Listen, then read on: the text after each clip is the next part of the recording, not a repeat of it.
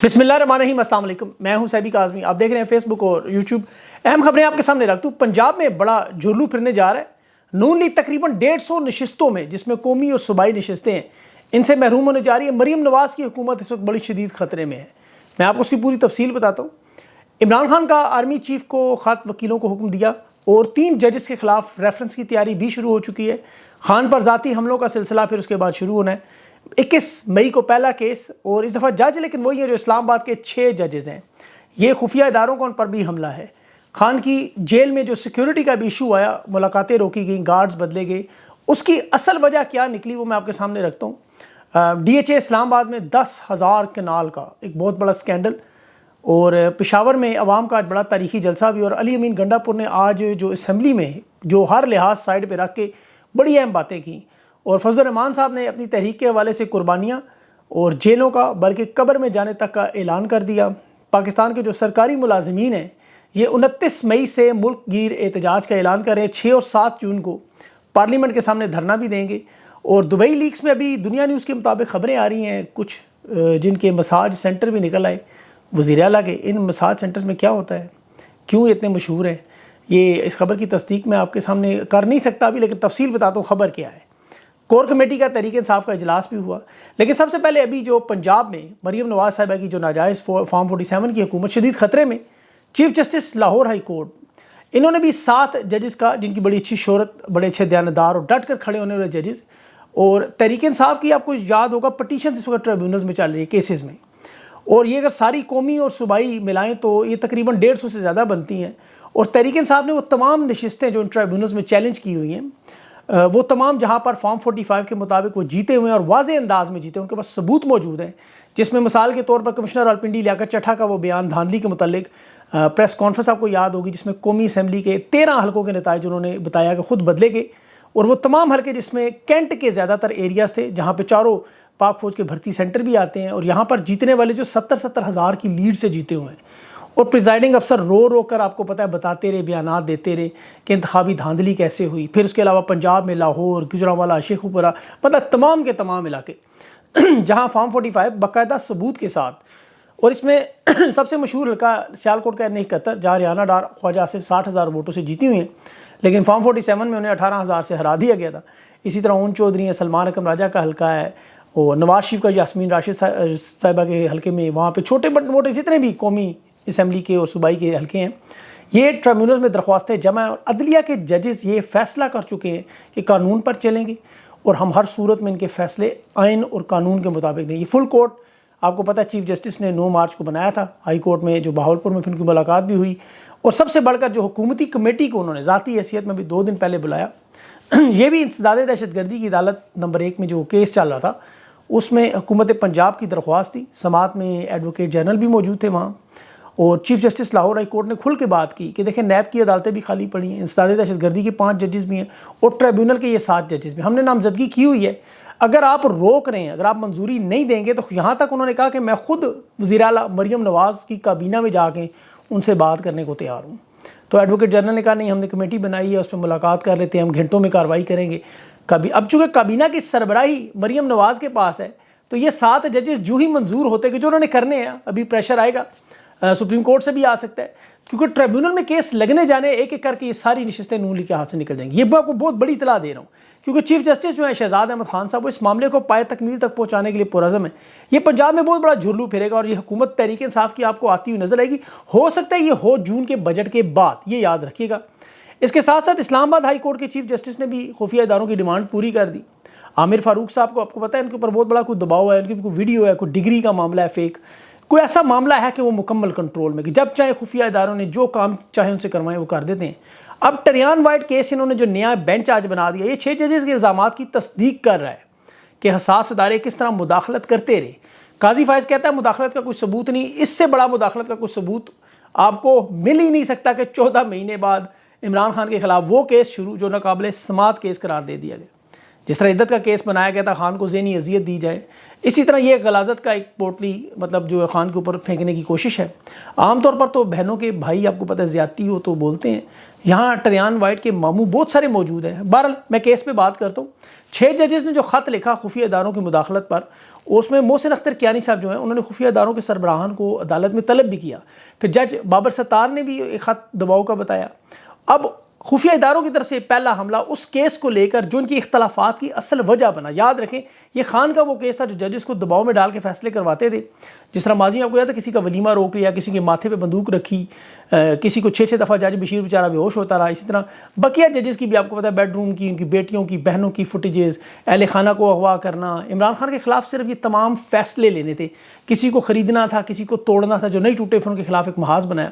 اب یہاں بڑی اہم بات یاد رکھیں کہ اسلام آباد ہائی کورٹ میں ٹریان کیس 30 مارچ 2023 کو یہ ہوا. اب 21 مئی کو یہ دوبارہ سماعت کے لیے مقرر کر دیا, اور سننے والے جج البتہ جسٹس طارق محمود جہانگیری ہیں, جسٹس اربار محمد ہیں اور جسٹس رفت امتیاز سمن ہے. یہ یاد رکھیں کہ یہ کیس یہاں سے میں نے آپ کو پہلے بتایا اختلافات شروع ہوئے تھے. اس کیس میں 3 رکنی بینچ تھا جس میں عامر فاروق تھا چیف جسٹس, اس نے فیصلے پر اس وقت دستخط نہیں کیے تھے. باقی دونوں ججز نے فیصلے پر عمران خان کے حق میں کیا اور اس کیس کو ڈسمس کیا. اس کیس میں جسٹس محسن کیانی اور جسٹس ارباب طاہر نے اس وقت باقاعدہ طور پر لکھا تھا کہ یہ کیس ناقابل سماعت ہے, لیکن اس پیراگراف کو چند منٹ کے بعد ہی انہوں نے ویب سائٹ سے ہٹا دیا, اور پھر چیف جسٹس عامر فاروق نے اسے معطل کیا, اور پھر ان تمام ججز کے ساتھ اداروں کی مداخلت کا سلسلہ شروع ہوا. جسٹس ارباب طاہر اور محسن اختر کیانی کے بہنوئی بھی اغوا ہوئے, بیڈ روم میں کیمرے بھی لگے, ان کے رشتہ داروں دوستوں پر اتنا دباؤ ڈالا گیا کہ جسٹس جو ہے وہ بیچارے باقاعدہ بلڈ پریشر کی وجہ سے اسپتال میں داخل رہے. پھر عامر فاروق صاحب کے نوٹس میں یہ بات لائی گئی, انہیں بتایا گیا, تو انہوں نے کہا میں ابھی ISI کے جو DG ہیں ان سے بات کرتا ہوں, ایس سیکشن سے, اور آئندہ ایسا نہیں ہوگا. اور پھر اس تمام واقعے کو آپ کو پتا 6 ججز نے اپنے خط میں بھرپور لکھا ہوا ہے, میں وہ کوٹ کر رہا ہوں. اب یہ کیس دوبارہ لگایا جا رہا ہے. اب اس کا فیصلہ جو ہے ہائی کورٹ کی ویب سائٹ پر لگا تھا, اور یہ پاکستان کا واحد کیس ہے جو 5 دفعہ عدالت میں جا کے 5 دفعہ عدالتوں سے خارج بھی ہوا, بلکہ جو کیس لانے والے ہیں ان پر جرمانے بھی ہوئے. اب جو اس کا مدعی ہے ساجد نامی, محمد ساجد نامی, وہ بندہ کسی پیشی پر آیا نہیں. اب یہ ایجنسیوں کے وہ لوگ ہوتے ہیں جو نامعلوم آپ کو پتہ پورے پاکستان میں کیسز کرواتے ہیں. کوئی بعد میں حجام نکلتا ہے, کوئی موچی نکلتا ہے, اور کسی کو تو پتہ ہی نہیں ہوتا, اس کے نام پہ کیس بھی ڈال دیا گیا ہے, درخواست ڈال دی گئی ہے. اور وکیل کروڑوں روپے انہوں نے عوام کے ٹیکس کے پیسوں سے ادا کرنے ہوتے ہیں, وہ آپ کو پتہ ہے سارے ٹاؤٹ وکیل ہوتے ہیں زیادہ تر. اب مخدوم جو کل جاوید صاحب وہ لڑ رہے تھے کیس نیب کا, 4 کروڑ پہ انہوں نے فیس لی اس کیس کی خان کے خلاف. کل سپریم کورٹ کے نون لیگ کے جو وکیل تھے سردار طارق مسعود صاحب, ان کے داماد حسنین بھی کروڑوں روپے اس میں فیس لے چکا ہے. عمران خان پر قاتلانہ حملے میں جو وزیر آباد کا جو ملزم نوید, اس کا وکیل میاں داؤد, وہ بھی اس طرح کے کیسز میں خان کے خلاف لڑتا رہا. اس کی آواز باتیں سنی ہوگی آپ نے. اب 14 مہینے پہلے یہ ٹریان کیس کا فیصلہ, محفوظ شدہ فیصلہ جو جاری ہوا, اب ایک اعلامیے کے ذریعے اس فیصلے کو واپس لیا اور دوبارہ بینچ کے لیے سماعت کے لیے نیا بینچ بنا لیا. ایک ایسا کیس جس کا فیصلہ 2-1 سے پہلے ہی آ چکا ہے. عام طور پر جب کیس کا فیصلہ آئے تو انٹرا کورٹ اپیل کے علاوہ وہ کیس دوبارہ وہی کورٹ کسی قانون کے تحت نہیں سن سکتی. لیکن یہاں چونکہ ماورائے قانون کام ہو رہے ہیں, خفیہ ادارے کروا رہے ہیں, تو ظاہر ہے اب ٹیکنیکل گراؤنڈز میں یہ کیس قابل سماعت تو بنتا نہیں, کیونکہ نہ تو Imran Khan public office holder ہے, اور توشہ خانہ کیس میں پہلے ہی نائل کر دیا گیا ہے, تو کیس چیز کی بنے گا. لیکن جسٹس محسن اختر کیانی, ارباب طاہر نے کیس اڑا دیا تھا. اب یہ دوبارہ یہ تینوں ججز انشاءاللہ اس کو اڑائیں گے. اور اس کے علاوہ جو اڈیالہ جیل سے پیش رفت دوسری جو آپ کو بتاؤں, خان کی جو آرمی چیف کے خط لکھنے کے معاملے میں, وہ بھی خان نے وکلا کو ہدایت دی ہے کہ وہ خط تیار کر کے پہلے خان کو دیں, خان اس کے مندرجات. اب اس میں سب سے اہم معاملہ آزاد کشمیر کے حوالے سے ہے جو وہاں ہو رہا ہے. دیکھیں یہ بڑا اہم نقطہ ہے. عمران خان پاکستان کے بہت بڑے رہنما ہیں, وہ چاہتے ہیں فوج ایک ادارے کے طور پر عوام کے آمنے سامنے کبھی نہ آئے. کبھی بھی فوج اور عوام آپس میں آمنے سامنے آئے تو ٹکراؤ, یہ بڑا خطرناک کام ہے. اور بین الاقوامی سطح کے رہنما ہیں عمران خان, وہ جانتے ہیں ان خطرات کو کہ اس کا نتیجہ کیا نکل سکتا ہے. اس لیے یہ ان کا فرض بھی ہے, حق بھی ہے کہ وہ دونوں کو سمجھائیں, اور خط ان کا اس تناظر میں ہوگا. کیونکہ دیکھیں ابھی اس کی سب سے بڑی وجہ پاکستان کے ایٹمی پروگرام کا خطرہ, یہ یاد رکھیں بات. ابھی جو قرضوں کے معاملے میں جو سود ہے وہ کل آمدن سے بڑھ چکا ہے. IMF اخراجات میں کمی کی بات کر رہا ہے, اور جس طرح سری لنکا میں انہوں نے 33% فوج کم کی, 33%. اب سود کی ادائیگی کی صورت حالت یہ ہے کہ آمدنی تو آپ کو پتہ ہے پہلے تو IMF کو جس طرح 5,518 ارب سود ادا کیا, جبکہ آمدنی جو تھی وہ 5,313 تھی. یہ 205 ارب کا خالص نقصان. اب IMF کا دباؤ اخراجات میں کمی کا, اب جو اگلے آ رہے ہیں سود جو وہ 10,000 ارب کے قریب سود ادا کرنا ہے, اور آمدنی تقریباً نہ ہونے کے برابر ہے, انویسٹمنٹ نہ ہونے کے برابر, ملکی معیشت تباہی بربادی کی طرف. سارا پیسہ کہاں جا رہا ہے؟ دبئی لیکس میں, وہ آپ نے دیکھ لیا, پراپرٹیوں میں. اس کے علاوہ جو پیسہ جو بچ رہا ہے وہ آپ کو پتہ ہے DHA میں اسلام آباد کے بھی 10,000 کنال کی زمین بغیر کسی مقابلے کے محسن نقوی کی ہدایت پر CDA نے دے دی. اور اس میں بھی حالانکہ موجود پارٹیاں بھی, اگر آپ دیکھیں تو کون کون سی نہیں, اس میں ملک ریاض بیریا ٹاؤن کے, اس میں پارک کیو کے علیم خان, اور ایک چودھری مجید صاحب ہیں, ایک عبد الکریم ڈیڈی بھی تھے اس میں. تو محسن نقوی کا جمعرات کو دورہ تھا سی ڈی اے کے ہیڈ کوارٹر میں, اور اس کے بعد یہ منصوبہ اب ڈی ایچ اے کے پاس ہی جائے گا. ظاہر ہے 10,000 کنال ہے, 10,000 کنال, سوچے ذرا کتنا بڑا خانچہ. اسلام آباد میں قیمت چیک کریں پراپرٹی کی, ایک ایسے ملک میں جہاں 1,35,00,000 خواتین جہیز نہ ہونے کی وجہ سے شادیاں نہیں کر رہی, یہ حالت ہے یہاں. اور دبئی لیکس میں یہاں آپ دیکھ لیں, اب تو دنیا نیوز کی خبریں جو چل رہی ہیں, 20 ارب ڈالر کی جائیداد ہے ان لوگوں کی, اور وہاں مساج سینٹر بھی ان کے وزیر اعلیٰ کے نکل رہے ہیں, خواتین وزیر اعلیٰ کے مساج سینٹرز. خیر, اب عمران خان نے جو دوسرا وکلاء کو حکم دیا وہ بھی ان تمام ججز کو جو عدت نکاح توشہ خانہ کیسز میں ماورائے قانون فیصلہ دیتے رہے, ان کے خلاف بھی ریفرنس ہو. اور یہ حکم جو وکلاء کو تھا, مکمل تیاری کے ساتھ عمران خان نے آج بات کی, گفتگو کی. اور اس میں تو ظاہر ہے دیکھیں, ایک تو یہ 6 ججز ان کا دفاع بھی بڑا ضروری ہے. دوسرا, یہ چیف جسٹس کے معاملے میں عمران خان نے کہا اگر آپ ذوالفقار علی بھٹو کو فیئر ٹرائل پہ کیس کر سکتے ہیں تو میں بھی سابق وزیر اعظم, مجھے کیوں فیئر ٹرائل نہیں دے رہے, اور 8 فروری اور 9 مئی کے حوالے سے جو پٹیشن ہے وہ کیوں نہیں سن رہے. نواز شریف, آصف زرداری, گیلانی کی, ان کے جس طرح ٹرائل ہوئے, میرا ٹرائل اس طرح کیوں نہیں چل رہا. اور اس کے ساتھ ساتھ پمس میں جو عمران خان کے ٹیسٹ تھے اس سے متعلق بھی آج معاملہ تھا. خان نے کہا پمس سے ٹیسٹ اس لیے نہیں کرواتے, یہ تو کوئی چیز بھی مکس کر دیتے ہیں اس میں, ان لوگوں پر تو کوئی اعتماد نہیں, پہلے شوکت خانم سے بلڈ ٹیسٹ کروائیں اور اس کے بعد پمس سے بھی کروا لیں. اور بشرا بیبی نے بھی آج القادر ٹرسٹ میں سماعت میں وہ ججز پر عدم اعتماد کیا کہ بغیر سماعت کے انہیں کینسل کر بتایا بھی نہیں تھا.